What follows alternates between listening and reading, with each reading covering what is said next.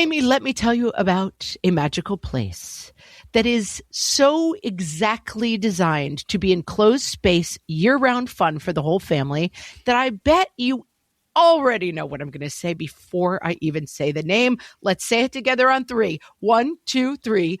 Great Wolf Lodge. You got it, Amy. My kids loved Great Wolf Lodge when we went. You probably already know that it has a huge indoor water park with a wave pool, lazy river, a bunch of massive water slides. But then your pack can hit the other attractions because, wait, there's more. Great Wolf Lodge has adventure-packed attractions like Magi Quest, a live-action game kids can play throughout the lodge, plus the Northern Lights Arcade. Spent some quality time there, so your kid who loves the lazy river and your kid who loves fantasy games will both have a great time. Great Wolf Lodge also offers great dining options and complimentary daily events like nightly dance parties, all under one roof. Unpack the car once and you're settled in to have fun. And with 22 lodges across the country, you're always a short drive away from adventure.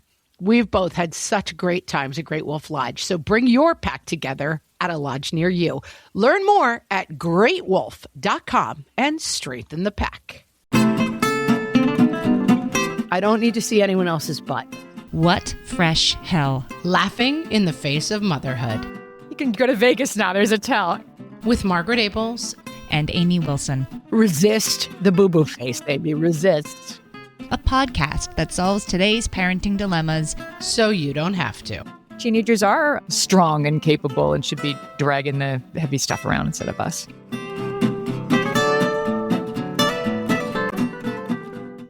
Hello, everyone, and welcome to What Fresh Hell, Laughing in the Face of Motherhood. This is Margaret. And this is Amy. Today we are talking about little-known parenting milestones. Amy, today we don't have to remember to do the mailbag. This whole episode was inspired by our mailbag.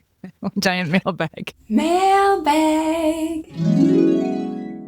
On our Facebook group, which is facebook.com/groups/whatfreshhellcast, Becca put up the following question. Parenting milestone no one told me about. My kids can now reliably wake up on the weekend, turn on their own cartoons, get themselves and their little sister breakfast, and not destroy anything while we sleep for an extra hour or 2. What a game changer to not have to be up at 6 a.m. on a Saturday. Any other great but not talked about parenting milestones to look forward to? Oh, I can't wait for this one. And I said, that's an episode. I just yesterday was somewhere and I was chatting with a young man who had a 4-week-old baby named Sadie. The baby was not with him. There was another woman and we were doing the whole, oh my gosh, at 8 weeks, it'll be so much better. And then she's like, oh, but then 16, they start driving. We were just kind of going through all of this stuff. And at a certain point, I looked over and I was like, are we scaring you? We should stop talking now. I'm like, just enjoy your 4-week-old baby. But I do think that the unsung, we say this all the time on the podcast, that it gets better. Mm-hmm. And I was saying to the guy, I said, people say bigger kids, bigger problems. To me, a 4-week-old baby is the biggest problem I've ever had in my life. You're so physically uncomfortable. I hated breastfeeding. Some people love it. I always hated it. I loved it, but I was still physically uncomfortable. Right. I got, what's the breastfeeding in thrush? Mastitis. Oh. Mastitis. I had both of them. Sure. Why not? I just was like, this is the worst thing that's ever happened to me. And I also had postpartum anxiety, which went undiagnosed, which made it a lot worse. But I'm a big believer it gets better. And I loved so many of these answers that were like, here's something better. And I'm going to tell you, sleeping in on Saturdays, it gets better and better and better. My only challenge is now I have to wake up my children by noon. Right. Right now I can't sleep in on Saturdays, but I'm not sleep deprived as a rule anymore. So, I'm wide-eyed and bushy-tailed at 8 a.m. or earlier. I'm a great sleeper in her. I can still really sleep in. My husband's like that. He's awake at 5 or 6 no matter what. Yeah, and just kind of ready to go. Yeah. But I wasn't when it was 5:30 every single day, also having been up during the night with the baby. When people say it gets better, I think it just gets less constant, like I'm thinking like there are thunderstorms with teenagers around. There are times, but a newborn is like living in the rainforest during rainy season, right? It's all the time. There you go. My brother used to say it's Tahiti And then sometimes the storms come. Right. And it's like, that is totally how I feel. And I'm frankly in a storm a little bit right now in my life, but I still wouldn't trade it for a 4-week-old baby. God bless them. Oh, gosh. So hard. So Katie said, and this, oh man, is this the best? Going out to dinner. Being able to go out to dinner and leave the kids at home. Hers are 12, 9, and 9. And they've been doing it for about a year. Don't go very far away. Make them dinner before we go. They typically have screens, but we are free to have a childless dinner. Right. Like put the TV on and here's your grilled cheese. We'll be back in 90 minutes is amazing. Amazing. It means you can go. Oh, great. Because when you're paying to go out to dinner and then also paying the babysitter $20 an hour, that's the going rate around here for a high school student, it just gets so expensive. It's not worth it. And the idea that you're coming home, the kids are still awake maybe, and they need baths now, and then someone's got to drive the babysitter home. It's just being able to go out and leave the kids at home. And in the beginning, I think it's like a lot of things. And right now I'm dealing with a new driver. And I think that this parallel is probably right. Right now, the anxiety is not worth it to me for the driving. You know what I'm saying? You'd rather go pick them up rather than have the kid drive, you mean? I'm finding myself so anxious about the driving that there's no upside to the driving. And I think when you first start leaving your kids home alone, the anxiety about leaving them alone, it's annoying. You know, like you're close by and you're kind of checking the phone and I wonder if they're okay and did they remember not to touch the stove and whatever else is going on. Now I'm just like, later, kids, and I just never think about them. I just leave the house sometimes for multiple hours at a time. And it is great. I'm hoping that's true about driving. Do you find that about driving, that like now you don't worry as much about your kids driving? I'm such a weird, unique situation, but now I have a teenager out in the city, usually like an Uber, that kind of thing. So it's more like, I'm going to go to sleep at 10. I want you to call me at 11:30 when you're leaving the party to tell me you're getting in an Uber, and then send me the thing. And I usually just go back to sleep. And then I want you, when you get home, to come in and find me and tell me you're home, even if I am only half awake. Like, I need to have that closure of you're leaving and now you've arrived. I'm just entering that state, still staying awake when the kids are out, and that I'm not a huge fan of. But I guess I'm still with the kids going out and driving and all of that stuff. Like my kids are, teens, and I do feel anxious when they're out. When I'm out and they're at home, all good. Right. The table's right. Now they're out and you're home. Then it's stressful again. It's stressful again. I'm hoping that part will get easier. I feel like it will. But right now I'm like, tracking them on the phone and like, do I know where they are? My kids were probably 9, 8, and 4 or 5 at the time. And we were in a hotel, a small hotel on vacation. Restaurant in the hotel, like our room is like down the hall. We get them in their jammies. We're like, we're right here if you need those. Everybody have your phones, and the 4-year-old's already asleep. Like, we'll be right down the hall. Like, we're going to do this. We're going to make this work. Halfway through dinner, my 8-year-old appears shirtless in the dining room of this, kind of nice restaurant. He's just wandering through wide-eyed with only half a pajama bottoms on. Oh, wow. To inform us in, a outraged voice that his brother had scratched him. And anyway, it didn't go great. So it turns out 9, 8, 4 down the hall is too early, but 12, 9, and 9 is good. And I would say that even still with teenagers, it's not never. I think one of the first times I was out to dinner with my sister, she had left her kids at home, and they started texting that one of them had called the other one a curse word. And then the other one was texting to be like, no, I said, brother something, are you? Like he had his own case, and they were both texting her all night to be like, I did not say that. I said this. It literally was just an hour of did you or did you not tell your brother to go something himself? At which point you definitely should have just stayed home. So yeah, it's not a smooth road. There are some bumps along it for sure. At first. That's right. At first. Amy, let's talk about showering by themselves. This is the bright line for me when the kids can get themselves clean at night. Yeah. Showering independently, says Melanie, was a big one. Our son had eczema. We had to bathe him, lotion him every single day for years. He never liked getting his face wet. God, I'm so glad he can bathe himself. And I do find just in general, and we did an episode when I was taking care of my niece and nephew about, oh my gosh, I'm back in the bear trap. And I don't need to see anyone else's butt. I mean, that's what I always say about pets. We have 2 cats, but I'm like, why would I want another being whose poop I have to deal with? Like, I'm done. I chewed my leg out of the bear trap. And my kids beg for a dog. And I have one kid who is really gifted with animals. I 100% admit he is a kid who should have a dog. He is a dog kid.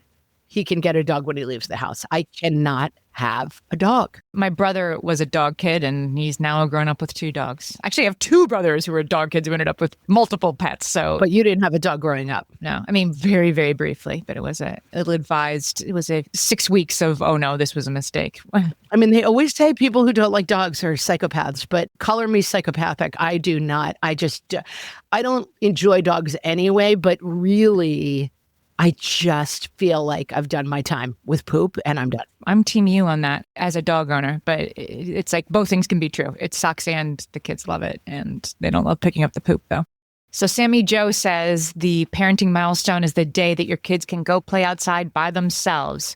She says, I'm sure this is dependent on where you live. Yes, it is, but big win for us. When we lived in LA, I had 3 very closely spaced little ones, 3 kids under 4. We lived in a house that had a rat problem and was in... Oh, we've heard about that. Yes, like if there was an accident on the 10 freeway, there was a car that was going to come through my roof. In many ways, it was a terrible house. And I have said I went back at one point to visit that house thinking that I would be like filled with happy nostalgia, and oh my gosh, remember these days? And I literally walked up to the house and my whole body like had a panic reaction. It's true that those were not the best times of my life, being in that crazy little house. The one thing that house had going for it, it had a gate all the way around and the gate locked. I could go inside and use the bathroom when the kids were playing in the yard, basically. We had a little swing set. It was a tiny, like postage stamp little piece of land in Los Angeles. But I occasionally would hear someone yelling through my window, does anyone know there's kids out here? Because I would be like in the kitchen and, my kids were just basically like living on the lawn. And I'd walk out and be like, yes, I see them through the window or whatever. But having kids who can go outside by themselves is huge. Yeah, it is a good setup and good for the kids too, right? Speaking as somebody who like lived in New York City, have to go to the park with them or pay somebody to go to the park with them so they can run around. I think that's such an important thing for kids to have, to just go run and figure stuff out. It is. And I mean, man, we've done a lot of episodes about it. And I've become more and more committed to the idea that free play and free exploration is super important for kids. Now we have a house with a pretty big yard and there's like a little bit of forest and stuff. And we sometimes on Friday nights have like, it's open play at our house, but I'm not supervising. One night on a Friday night, the kids were probably tweens or like maybe 10 through 13. And they were batting with cans of Coca-Cola. They were like throwing cans of Coke and hitting with the bat. And the moms showed up and these kids were covered in Coca-Cola from head to toe. And I was like, I think I was pretty clear that this was independent play, but I think a couple of the kids never showed up again. Let's just say that. Tiffany says that making their own food was the milestone. I'm still working on this a little bit. Yeah, this is a wide range. It's a very wide range. I was long since leaving my kids home alone when I left my kids, ended up having to pick up 2 older relatives, went across the bridge where we live. So I was like far away. My daughter said, well, I'll just make pasta, and got over there. And somehow we have one of those, what's it called? It's like a ring that gets red. It's not a flame cooktop. It's induction. It's like a red disc that gets very, very hot.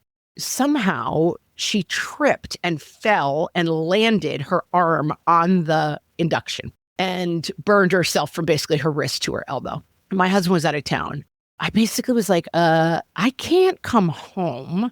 But by the time I got both of these relatives back to where they needed to be, anyway, turns out my niece is a pediatrician. I called her, we FaceTimed, she looked at it, don't do this, take this. And I tried to wrap up dinner and get home. But after that, I did kind of feel like cooking when I'm out of the house is a different level than cooking. Well, there's like microwave popcorn, right? Right. But even that, I mean, I've known many a microwave popcorn fire. I guess you're right. But just being able to get something. Again, this is like a Saturday morning, like when your kid can open the cabinet, get out the Cheerios, pour themselves a bowl, reach the milk, put some milk in there too, and then sit and watch cartoons. That's a good day. That counts as making your own food.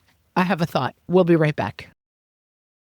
Hellions, it's time for some spring cleaning, and I don't just mean the coat closets. Doing your financial spring cleaning can actually be super easy when you let Monarch do your financial spring cleaning for you. One dashboard that gets your entire financial life organized. No more clutter, no more mess, no more logins scattered everywhere, just accounts, investments, property, and more, all in one place. Get your first year of Monarch for half off, just $50 with promo code FRESH. Monarch allows you to look not only at what you've already spent, but also to plan for the future. With Monarch, you can set savings goals, plan for big purchases, and notice spending trends before they become a problem. I can generate cash flow reports that show me what we spent this quarter, this month, what we're probably going to spend next month, and feel prepared, organized, and knowing how to plan for the future. No more surprises and a lot more clarity. Try Monarch. Use code FRESH at monarch.com to get your first year half off at just $50. That's 50% off your first year at monarch.com with code FRESH. Amy, when I'm having a good hair day, it usually makes my whole day better. And that's why on every day, I'm taking Nutrafol. Nutrafol is the #1 dermatologist-recommended hair growth supplement brand. And it's the #1 hair growth supplement brand personally used by dermatologists. Nutrafol's hair growth supplements are peer-reviewed, NSF certified for sport, and clinically tested. Nutrafol offers multiple formulas for men and women, tailored to different life stages and lifestyle factors, so you get support that's actually right for you. Adding Nutrafol to your daily routine is easy. Order online, no prescription needed, with automated deliveries and free shipping to keep you on track. Let your hair be one less thing to worry about. See visibly thicker, stronger, faster-growing hair in 3 to 6 months with Nutrafol. For a limited time, Nutrafol is offering our listeners $10 off your first month subscription and free shipping when you visit Nutrafol.com and enter promo code LAUGHING. That's Nutrafol.com, spelled Nutrafol.com, promo code LAUGHING. My favorite skincare products actually feel more like self-care, like they're so nice to put on and they smell so good that I'm actually happy when I get to that part of my day. And I swear that is how I feel about Osea's anti-aging body balm. Amy, you are usually the lotions and potions queen on this podcast, but I have to say, hard agree. Osea's anti-aging body balm is a liquid silk body balm that combines the lasting hydration of a lotion with the firming power of a serum, leaving skin smoother and firmer. This body balm is clinically tested and designed to deliver visible results you can see and feel. So we've gotten to use this product for a couple of months now, and I swear I have really noticed firmer and smoother skin, like on the back of my hands. It's like getting a mini spa treatment from head to toe. Get a spring-worthy glow with clean, clinically tested skincare from Osea. And right now, we have a special discount just for our listeners. Get 10% off your first order site-wide with code FRESH at OseaMalibu.com. That's 10% off your first order with code FRESH at OSEAMalibu.com. This is one of the many things. It comes in many different stages. You're right. Like pouring a bowl of Cheerios and like cutting meat and dicing chicken and then cooking it. They're different levels, and like food safety. And if you touch raw chicken, you have to wash your hands, not put them in your mouth. Like, there's a lot of different phases of this. But I think in general, I mean, I wish my daughter didn't have this hugely significant burn on her arm, but it has come in phases. And part of the phase is accepting, like driving or letting your kids go out in the Uber in New York City. There is risk involved. And that's why like these things can feel scary. Lauren says, carrying their own bags. I just discovered that one of my kids will now carry his own stuff and be responsible for it through the airport and on the plane. Huge. Wow. What age is this? Maybe like 5 or 6, I would say. Wow. I was going to say like 12, but like, I'm including in it being able to like heft it, you know, above your head. Yeah, maybe more like 8 or 9 if it's like I mean, I still have to remind my teens, they're constantly leaving like a Kindle in the back pocket, as am I. That's why they announce it on the plane. But this is so huge. I mean, when we had 3 kids, a diaper bag, all their backpacks, I mean, we just looked like the traveling circus, and I would have 16 bags on my back. But I'm going to give you another step along this heavenly road. Okay. I am currently having a problem with one of my legs, Amy. I'm an Goldilocks and I have arthritis in my hip. And I get a shot and it solves the problem for now. But the shot wears off and then it usually takes me like 2 weeks to get an appointment to get another shot. So I'm in that phase right now where I'm kind of limping on my leg because it's bothering me, but I haven't got my shot yet.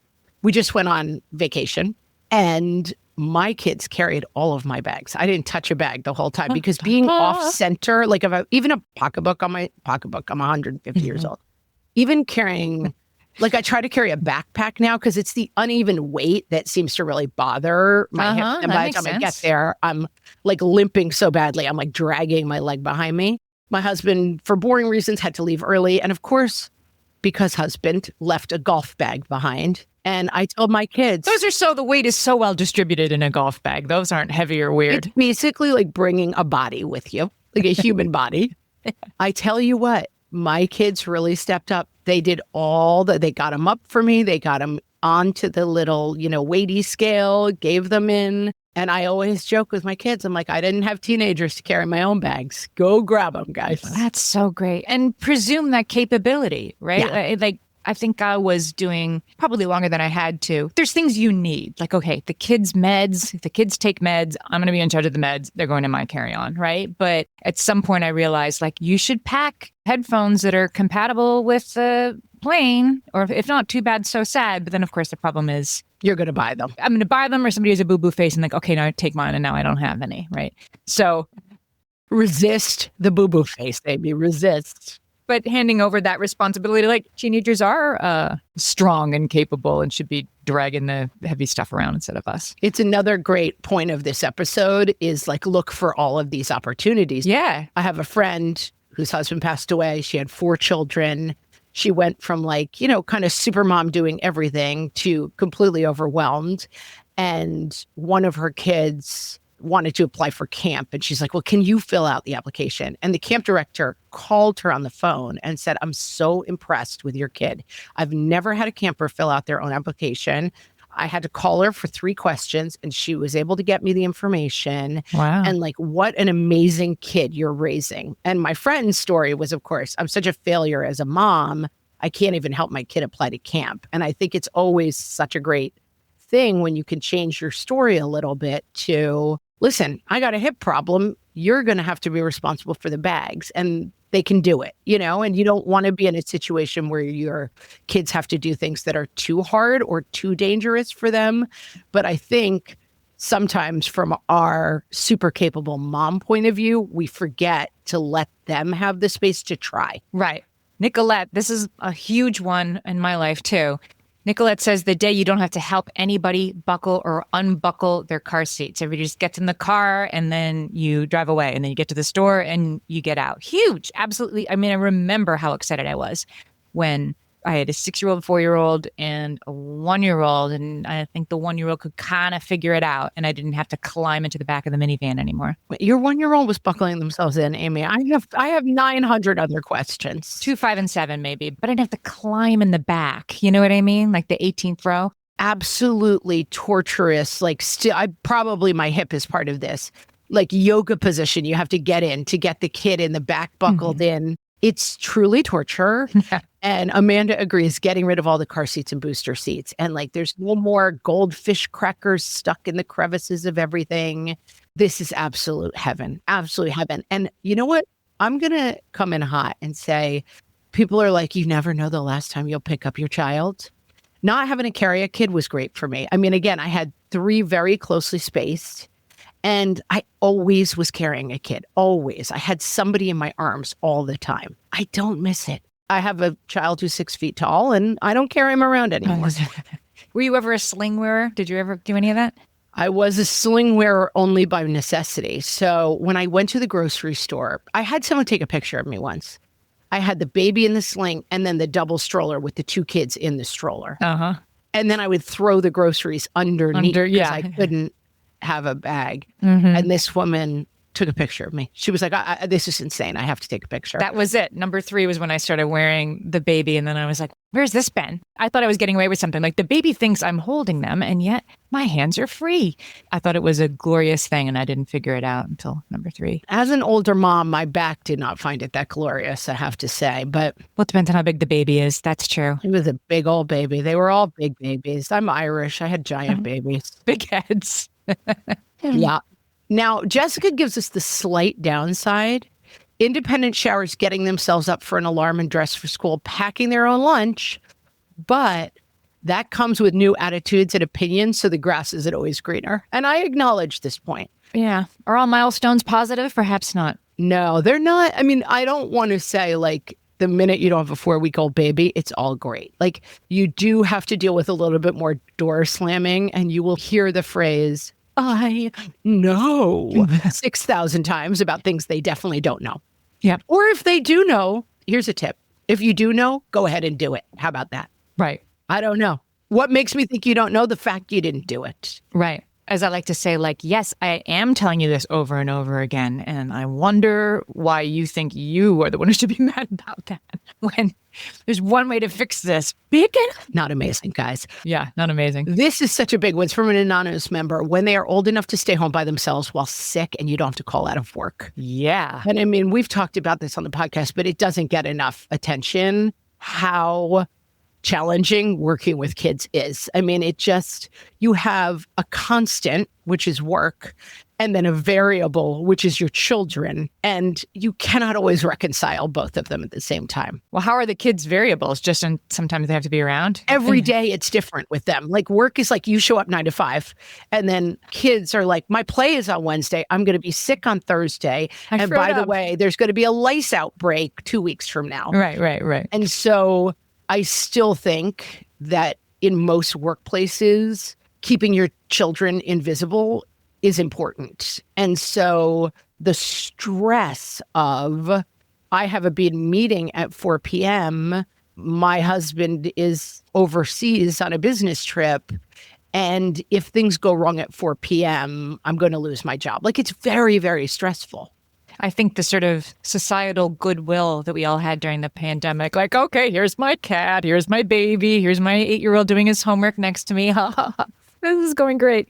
Part of memory holing that whole experience is now we're back to pretending that we don't have our houses around us in the background of our Zooms, let alone children. Have you read the book Careless People? I don't think so. About Facebook? It's very fascinating, but it's interesting because Sheryl Sandberg wrote the whole like lean in. And then this woman's experience is very much like, we heard a baby in the background of one of your Zoom calls and like you're being called into HR and like you didn't show up for work on this day. And she was like literally in a coma after having a baby, you know? So I do think that we give a lot of lip service to like, of course women should work and women should have this and that and the other thing, but not really. Yeah, just don't let me see it. Yeah. I mean, my husband worked from home for a while and once was reprimanded because a child could be heard somewhere in the house. And it's like, wow. I don't know what to tell you. I have children. Like, they're not in the background talking to the CEO behind my shoulder being obnoxious. It's not my cat, you know? Right. A rant for another day, Amy. Let's go back to a good one. This is a great day, the day that your kids can swim and you don't have to be in the pool with them or holding them. It might have been the best day of my life. What a day indeed. Followed by like 5 or 6 years of mom, watch me. But I mean, no problem with that. Here I am in the chair. I'm watching. You're out of the frying pan into the fire, but the fire is cooler than the frying pan. Because like, mom, watch me. And then there's sometimes like, can you come in and throw me? Or why don't you just come in? And I'm like, you have 2 siblings and 2 friends with you. Right. But yeah, this is definitely a great one, especially because kids' tolerance for cold water and my tolerance for cold water, very poorly matched. One year, one of my kids told me that my New Year's resolution should be to go in the water and go all the way in. In other words, get my hair under. They had like never seen me do that. Your daughter said that on the podcast. We did what New Year's resolution should our parents have? That's and right. Your daughter's resolution for you was you should get in the pool and put your head all the way under. Oh, I don't think Still I don't waiting. think it paid out for her. I'm sorry. Still waiting on that one. Yeah. Oh, and categories. That's the next thing you had to do. We would play a game like your favorite ice cream flavor. The kids would line up in the side of the pool and they'd be like, chocolate, and jump in one at a time. And somebody who's a grown up on duty to like come up with the category, and really how many categories are there? Judge the swimming race. Like, they're not going to leave you alone for years. No. And then one day they're like, literally never speak to me. Don't make eye contact with me.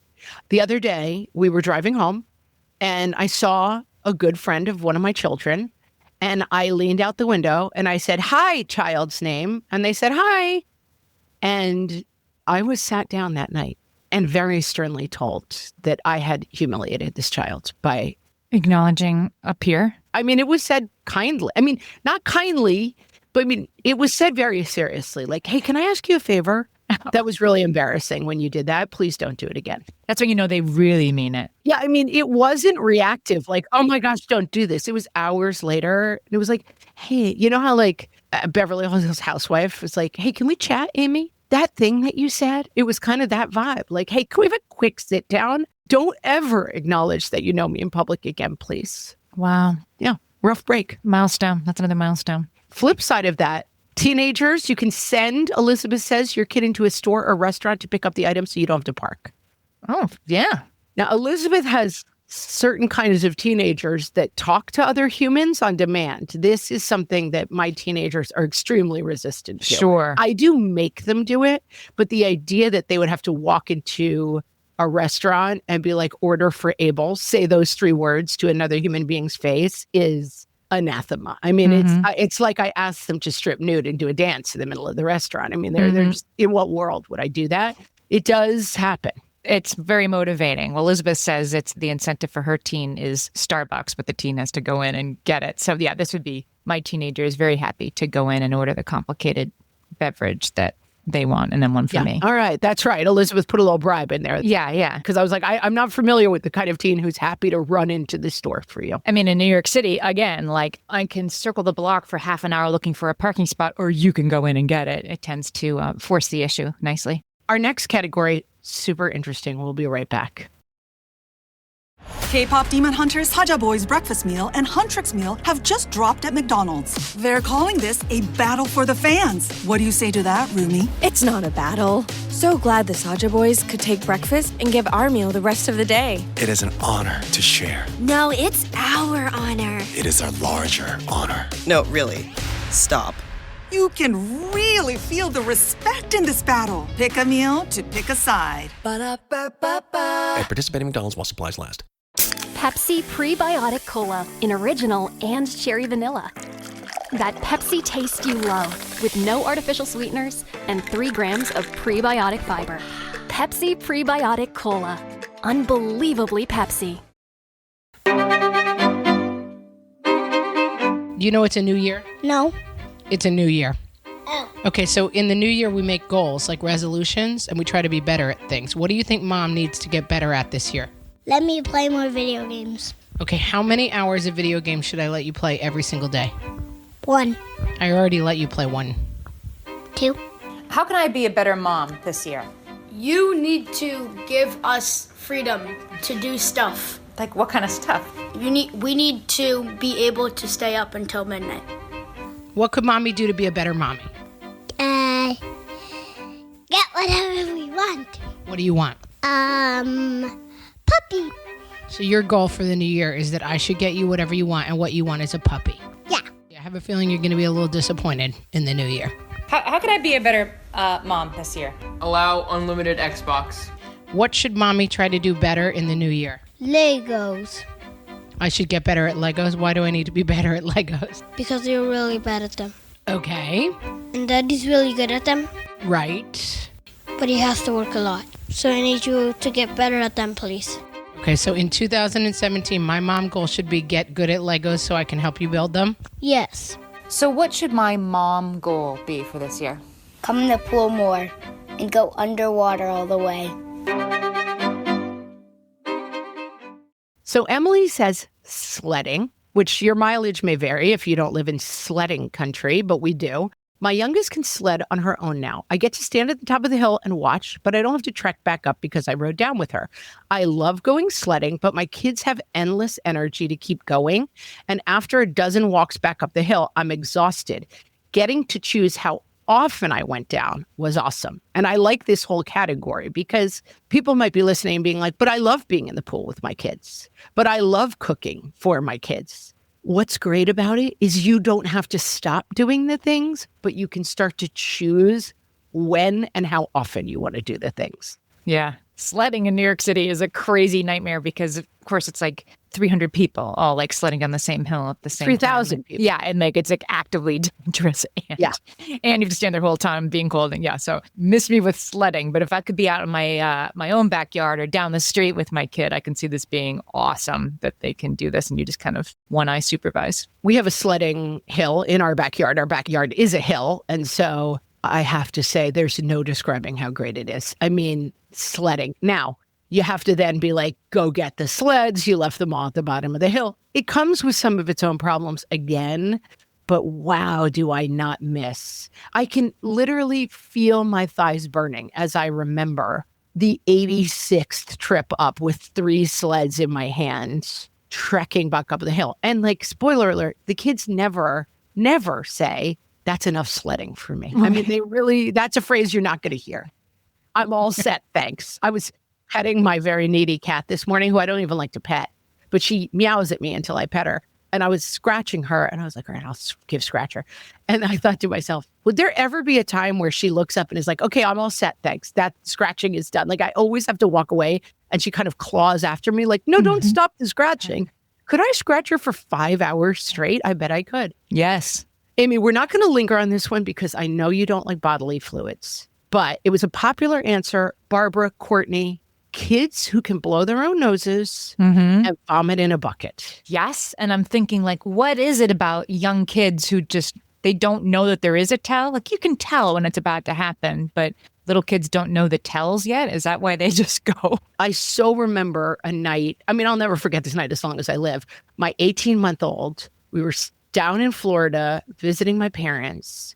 This kid threw up. And then it was just all night, 8 hours of just suddenly puke would just start flying. It was like, I was telling my husband, who I'm sure had gone home at this point, it was just like a fountain with no sign at all. And then finally, after the 4th hour or so, I picked up that there was a tiny little like right beforehand. And I was like, okay, I think I figured it out. Like the tell. There's a tell. You can go to Vegas now. There's a tell. Exactly. I've got it. I figured it out. That's it. Like a baby doesn't even know there is a tell. Like a 4-year-old seems to still not really know that there's a tell. You see what I'm saying? It's not a physical ability to like reach the milk in the refrigerator.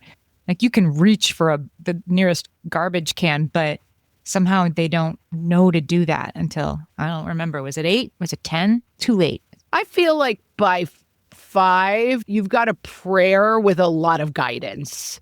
But like an 18-month-old, yeah, no. It's just a hose. This is why one of our earliest rules on the podcast, never bring a sick child into your bed. Yeah. They have to sleep on the floor, no matter how pathetic they look. Don't bring them in the bed. Barbara says it's a big day when your kid can make their own ponytail. I don't remember when that happened. I don't remember this being a big thing. I do remember that my daughter's hair, I was just talking about it because we were at her grandparents'. I was looking at old pictures.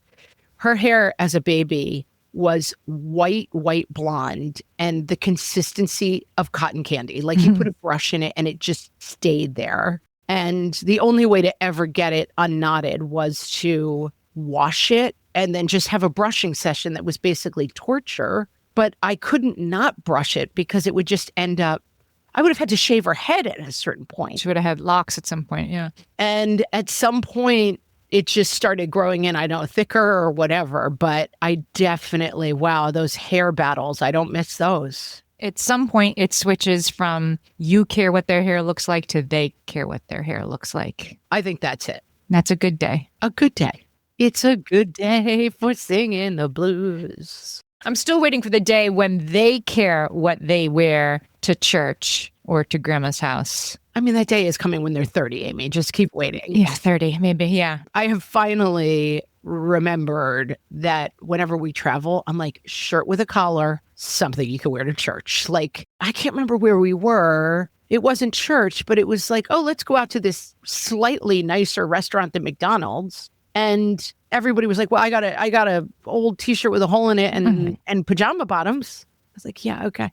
I guess we're not going. Kate says her big milestone is when the kids can play without you. She says, today my kids completed a puzzle together for the first time, ages 3 and 5. And impressed. Was it like a 24-piece puzzle? I mean, it sounds like smart kids. Yeah, and I do think this is another one that you kind of have to back out of. And I think, when you're used to being the cruise director, master of ceremonies with little kids, you can miss this cue, which I think I did. Like, okay, I don't have to go in the playroom and set up a wonderland. And my sister-in-law will post the episode, Christina Martin, who runs a progressive school for young kids, would say, like, it's much better if you don't. Like, kids are better off with like sticks and mud and trying to build something by themselves than a toy that like they sit and watch it and it makes all the things. And so it doesn't mean there's a right and a wrong way to play, but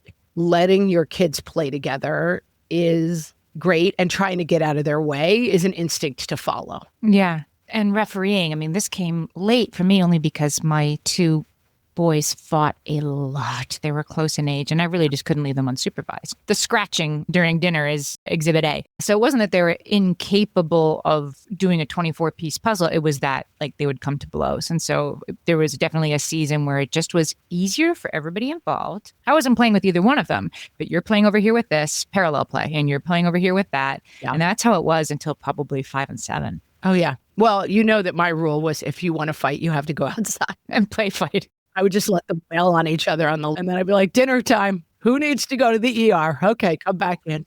Amy, this is when you've talked about skiing, being able to go down the hill by themselves without you. My 3-year-old could do that the first day on the mountain because I am not a skier. We started to ski the same day, and by noon on the first day, my 3-year-old was surpassing me in ability. So I think any cold outdoor activity that you don't have to participate in, I'm all for. Why? I would say the bigger day is the day that you don't have to lay out the outfits and put the boots on, and then you take the boots off and figure out where to put the wet mittens and all of that. I always found that, like, not only do I not enjoy the activity, but I have to oversee like stormtrooper level uniforms and components and stuff for everybody. So it's nice when they can do that themselves. I have a friend who talks about their dog at some point, like ripping the car apart and like getting sick. Like the dog just destroyed this car basically. And then they all went in the house and his mom was there like cleaning up everything that had happened with the dog. He just looked at it and he was like, I am never going to be a parent. Like, I never want to be the person. I think all of my kids at some point have been like, I never want to do that. And I can remember skiing. This is how old I am. We used to have, like, if your ski fell off, you know, skis have little brakes on them now, although I don't know if they even work. But you used to strap your skis onto your ankle. It had a little, like, tie, and we could never get them done. And so my dad, no matter how cold it was on his own skis, bent over, clipping our safety straps on. This is when we were very, very little and learning how to ski. And I definitely remember looking at him and being like, I'm glad I am not the dad. I don't have to take my gloves off and clip on 4 pairs of safety harnesses on kids' skis. And you were right. Oh, I was right. It was terrible. It was terrible. Amy, how many of your children now have to bend down to hug you? Amy says your oldest child bending down to hug you, not ready for that one.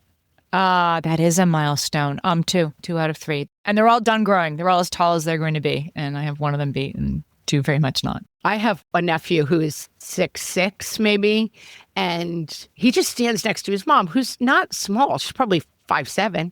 But I just look at them together and I just think, that's her little baby. There's something about it. It's like a psyche. Like seeing Shaq with his mom, you're like, how did this all happen? One of my grown kids, one of the nicest things they've ever done for me was I was making sure they had something. They had their boarding pass and then their next boarding pass. They're completely traveling without me at this point. And don't forget that you have to change terminals, that kind of thing. And he sent me a picture of Clifford the Big Red Dog with Clifford's mommy, who I didn't really know the lore until I saw this, but Clifford's mother is a typically sized dog, so she's very small next to Clifford. And she's like kissing his paw, and she's like so tiny. And the words on the picture said, even though Clifford is a big dog, he's still his mother's little puppy. Oh my gosh. Did you cry for a month? I loved it. I have it saved on my computer. It was so nice. And that's exactly it. Like there's something that's bittersweet about it, but it's sweet too. It's sweet that they're so much bigger than you and they're still your little puppy. Oh my gosh. I love that. Isn't that sweet? Yeah.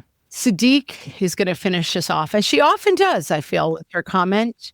Going to bed before your kids. No nighttime routine. As you said, it's bittersweet. It's bittersweet. I mean, I think I run less to nostalgia. My nostalgia setting is less than most. And also, I often say, I had my kids so late. I just think that I had such a long life without kids that I remember how good it was, and so I don't have a ton of like, oh, my little puppy, but sometimes I still do want to kiss their little paw, even though they're so big. That's right. And that's fun too. And it's not only sad, it's sweet, right? Like it's the bitter and the sweet, it's the sweet and the bitter. It's all of everything. So if you don't spend too much time worrying about like, oh my God, one day they'll be taller than me. Yes. And you'll love it then too. You'll love it then too. And some of it you're going to love so much more. You're going to stop seeing so many butts and it's going to be great. Just dream of that day. Dream of that day. Do you follow us on YouTube? You can listen to us wherever you want, but you can find sometimes full episodes, sometimes clips from all our episodes are all up on YouTube. Just search What Fresh Hell Podcast, or we'll put a link in the show notes from this episode. We're trying to grow our YouTube presence because lots of people listen to podcasts on YouTube. So find us there and subscribe. You don't even have to listen on YouTube, but just give us a little love there. Go give us a follow. You know how it is. We need to be followed. We want people following us around. That's right. And with that, thanks so much for listening. We will talk to you next time. Thanks, everybody.